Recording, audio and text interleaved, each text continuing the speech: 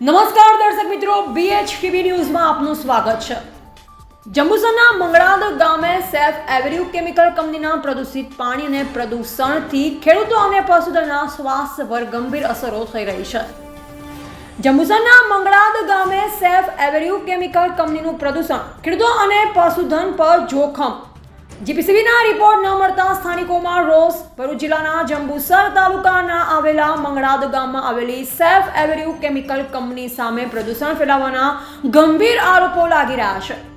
ગામના ખેડૂતો અને સ્થાનિક લોકોનો આક્ષેપ છે કે કંપની દ્વારા રાસાયણિક કચરાનો યોગ્ય નિકાલ કરવામાં આવતો નથી, જે કારણે ખેતીની જમીન અને પાણી પ્રદૂષિત થઈ રહ્યા છે।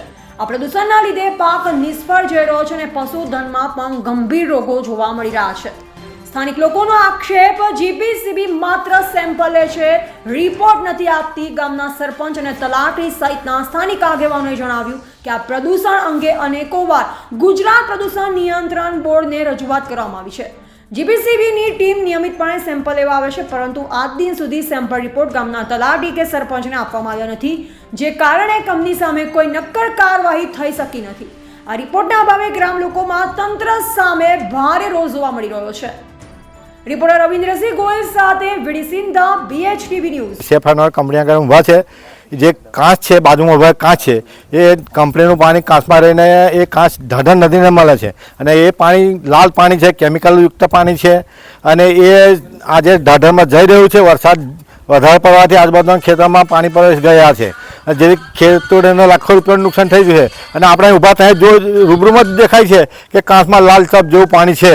હવે આ અમે વારંવાર જીપીસીબીને ફરિયાદ કરીએ છીએ, એમને ફોટા બી મોકલ્યા છે, તે અમને એ રાજકારણ જોડે અને કંપની જોડે ભરતા માણસો છે, અમારે કોઈ આ વિશે પગલાં લેતા નથી। અમે એમને ફોટા નાખીને કીધું કે ભાઈ આ લાલ પાણી કંપનીએ છોડજો, તો એ અમને જવાબ આપ્યો કે તમે કંપનીમાં જાઓ ને અમને ફોન કરો। તો શું એમની પાસે કંપનીના ફોન નંબર નથી?